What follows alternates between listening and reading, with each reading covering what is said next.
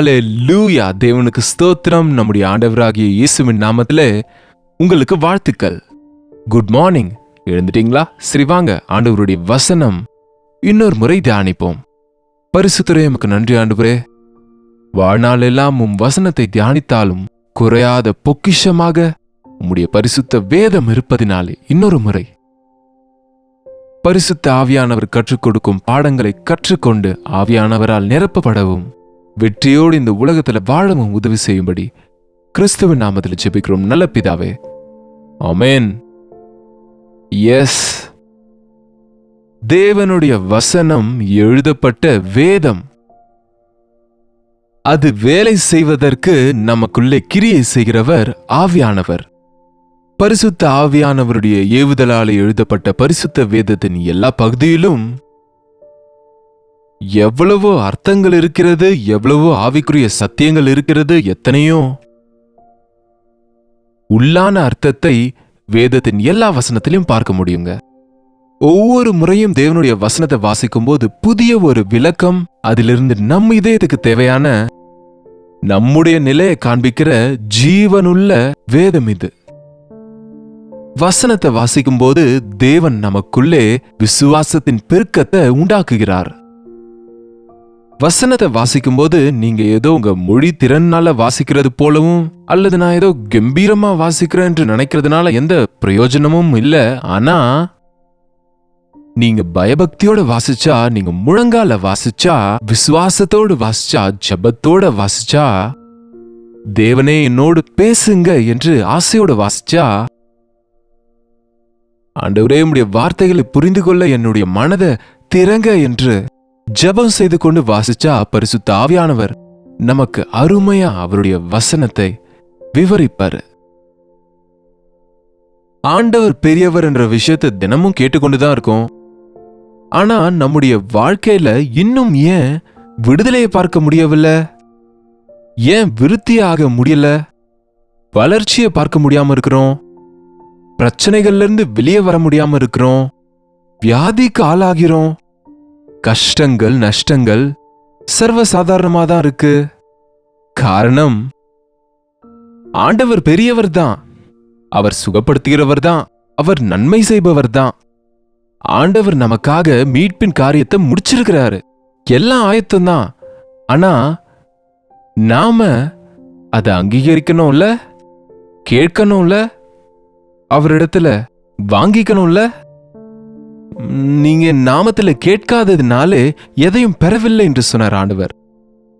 ஆட்டோமேட்டிக்கா ஆண்டவருடைய ஆசீர்வாதம் வரணும்னு நிறைய பேர் நினைப்பாங்க. பாருங்க, நம்மளுக்கு ரேஷன் கொடுக்குறாங்கன்னு தெரிஞ்சா எங்க வீட்டுக்கு வந்துடும் நினைச்சா முடியுமா? சரிங்க, ஆந்திரா போன்ற இடங்கள்ல இப்போ வாலண்டியர்ஸை வச்சு உங்க வீட்டுக்கே கொடுக்குறாங்களாம். அதை வேண்டான்னு சொல்றாங்களாம்.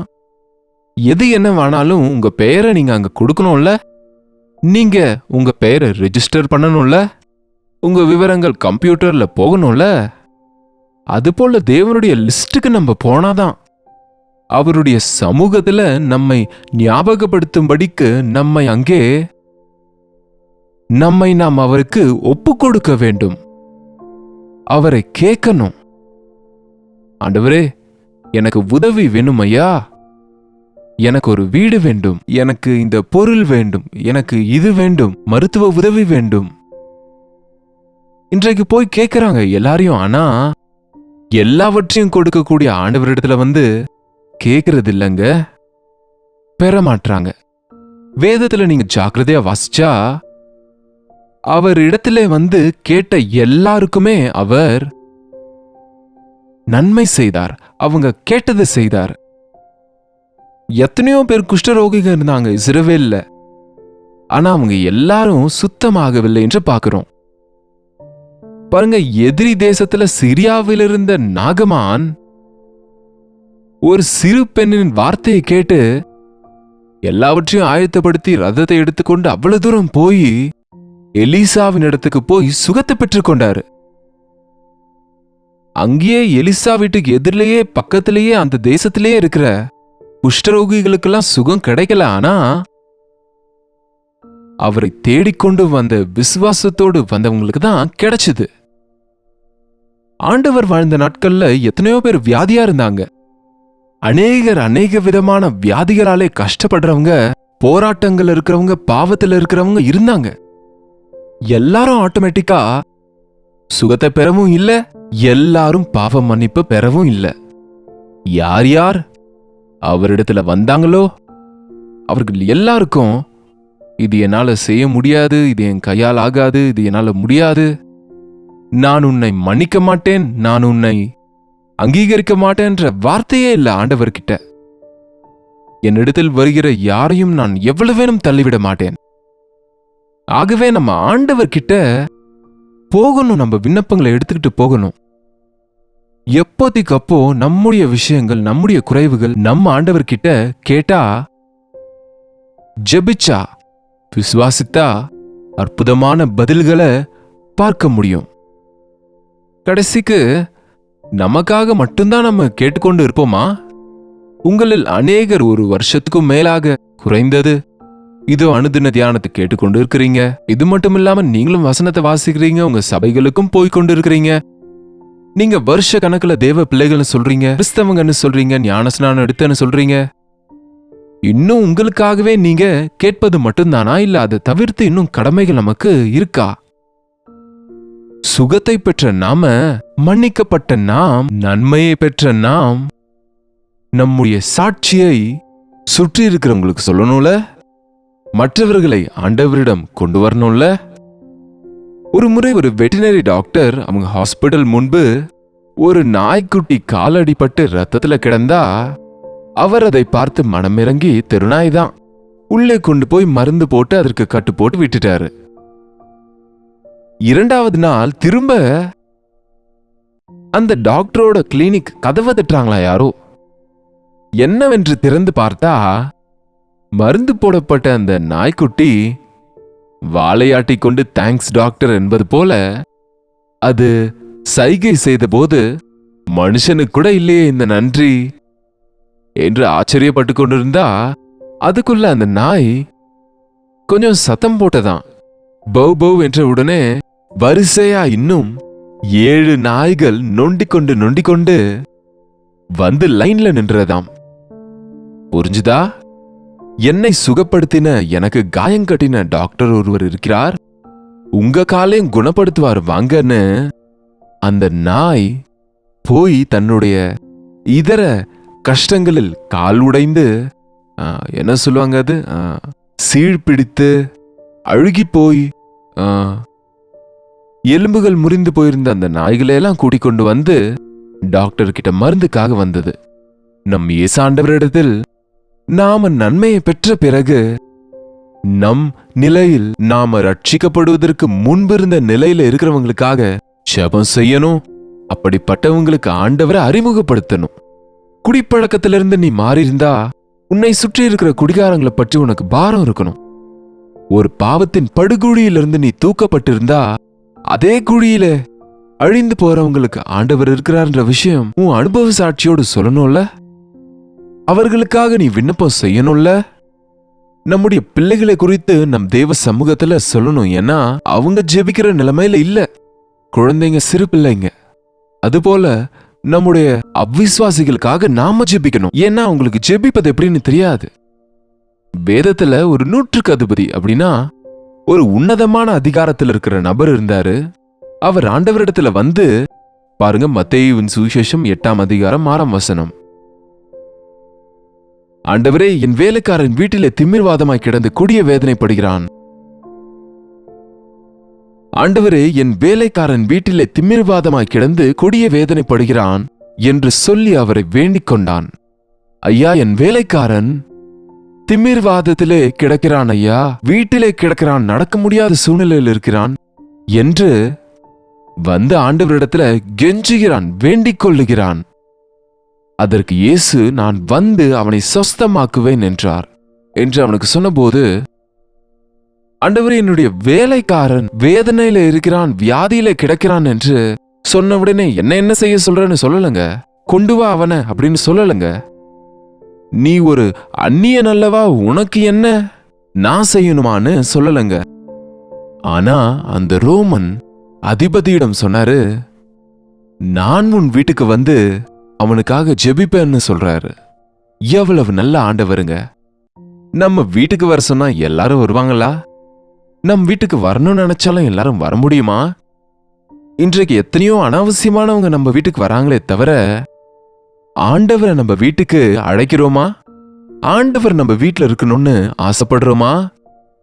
எங்க வீட்டுக்கு வாங்க ஆண்டவரே, உன் வீட்டுக்கு வருவேன், நான் உன் வீட்டில் இருக்கிற எல்லாரையும் மாற்றுவேன். நீ என்னை விரும்பி அழைத்தா நான் வருவேன். நான் வரேன்னு சொல்லிட்டு தான் இருக்கிறாரு, ஆனா வர சொன்னாதான் வருவாருங்க. அப்படின்னா அநேகர் எங்க வீட்டுக்கு தான் வரணும், ஆண்டவர் எங்க வீட்டுல தான் தங்கணும் பாஸ்டர் அப்படின்னு சில குழப்பங்கள் நடக்குது. இப்போ ஆண்டவர் சரீரத்துல இல்லைங்க, வீட்டுக்கு அவர் மாம்ச ரீதியா வர தேவையில்ல. நீங்க வசனம் கேக்குறீங்களா? வீட்டுல உங்க வீட்டுல தேவனுடைய சமூகம் இருக்குன்னு உணர்றீங்களா? நீங்க தேவனுடைய வார்த்தைகளை கேக்குறீங்க, ஆண்டவரே உங்களோட பேசுகிறாரு, ஒரு பாஸ்டர் அல்ல என்று நீங்க நம்புறீங்களா?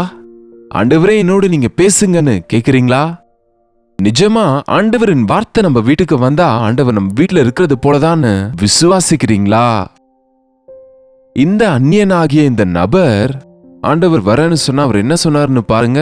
ஆண்டவரே, நீர் என் வீட்டுக்குள் பிரவேசிக்க நான் பாத்திரன் அல்ல. ஒரு வார்த்தை மாத்திரம் சொல்லும், அப்போது என் வேலைக்காரன் சுஸ்தமாவான்.